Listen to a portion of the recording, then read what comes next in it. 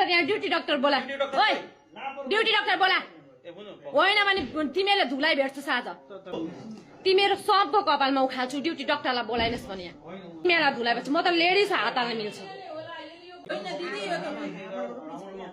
यो यो यो घामटेहरू यस्तो छ नि यिनीहरूको एटिट्युड महारानीहरूको एटिट्युड त सानो हुँदैन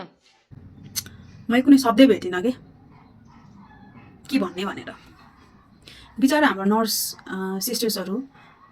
कति दुःख गरेर काम गर्नुहुन्छ कति थोरै तलबमा त्यत्रो दुःख गरेर पढेर मेहनत गरेर आउनु भएको रात दिन नभने वार्डमा इमर्जेन्सीमा सबैतिर खट्नुहुन्छ आफ्नो फ्यामिली रिलेटिभ्स चाडपर्व केही नभनिकन तर त्यसको बदलामा उहाँहरूले यस्तै हेपाई दुर्व्यवहार पाउनुहुन्छ क्या सुन्नै नसकिने शब्दहरू पाउनुहुन्छ गाली पाउनुहुन्छ दिन दहाडै धम्की पाउनुहुन्छ तर ममा भन्या छ कपाल उखाल्छु भन्या छ भुटाल्छु भन्या छ कस्ता सुन्न नसकिने शब्दहरू प्रयोग गर्नुहुन्छ सिस्टरहरूमाथि नर्सिङ स्टेसनमा गएको छ हो हल्ला गरेछ गाली गलौज गरेछ एउटा हस्पिटल जस्तो संवेदनशील ठाउँमा जहाँ अरू बिरामीहरू पनि हुन्छन् कति क्रिटिकल बिरामीहरू हुन्छन् कस्तो कस्तो समस्याबाट गुज्रिरहेको बिरामीहरू हुन्छन् अनि यो तरिकाले चाहिँ उहाँहरूले राम्रो केयर पाउँछ होला त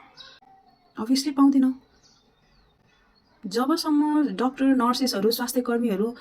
सुरक्षित हुँदैनन् निर्धक्कले काम गर्न पाउँदैनन् तबसम्म राम्रो केयर राम्रो ट्रिटमेन्ट पाउँदैन स्वास्थ्य क्षेत्र कहिले पनि माथि उठ्नै सक्दैन हाम्रो सिस्टरहरू फ्रन्ट लाइनमा बसेर त्यसरी काम गर्नुहुन्छ अनि उहाँहरूले यस्तो गाली गलौज पाउनुहुन्छ हो ठिक छ गल्ती कसको हो के भएको हो होइन त्यो सल्टाउन पर्यो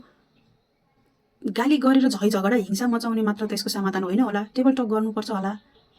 हस्पिटलमा अरू पोस्टहरू पनि हुन्छन् म्यानेजमेन्टका मान्छेहरू हुन्छन् म्यानेजिङ अफिसर्सहरू हुन्छन् सिइओ हुन्छन् कम्प्लेन गर्ने ठाउँ हुन्छ त्यहाँ गएर कुरा गर्ने होला नि त होइन सिस्टरहरूसँग त गर्ने होइन होला उहाँहरूलाई त आफ्नो काम गर्न दिन पर्यो नि त यस्तो ठाउँमा उहाँहरूले कसरी काम गर्ने अझ हाम्रो स्वास्थ्य मन्त्रीजी भन्नुहुन्छ बालेन सरकार के एक्सपेक्ट गर्नुहुन्छ त मुस्कान सहितको सेवा दिन पर्यो अरे हस्पिटलमा कसरी आउँछ मुस्कान सहितको सेवा यस्तो परिस्थितिमा यस्तो वर्क प्लेसमा कस्तो हेल्थ सिस्टमको परिकल्पना गरिरहेछौँ हामी जहाँ पेसेन्टको र पेसेन्ट पार्टीको मात्र मेन्टल हेल्थको बारेमा सोचिन्छ जहाँ डक्टर नर्स स्वास्थ्य कर्मीहरूको बारेमा सोचिन्न उहाँहरू पनि त मान्छे नै होला नि त होइन उहाँहरूको पनि त मन हुन्छ होला कहिले अन्त्य हुन्छ यो कुराहरू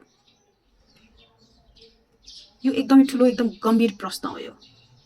डराएका मनहरू कापिएका हातहरूले राम्रो उपचार दिन सक्छ होला त नेपाल सरकार स्वास्थ्य मन्त्रालय एनएमसी एनएमएस सबैजनाको चाहिँ ध्यान आकर्षण होस् है यस्ता क्रियाकलापहरू चाहिँ बन्द हुन पर्यो जे गर्दा पनि हुन्छ जे बोल्दा पनि हुन्छ स्वास्थ्य कर्मीमाथि जस्तो व्यवहार गर्दा पनि हुन्छ जस्तो लाग्छ कि ट्रेन्डिङ भइसक्यो के यस्तो बेहोराहरू चाहिँ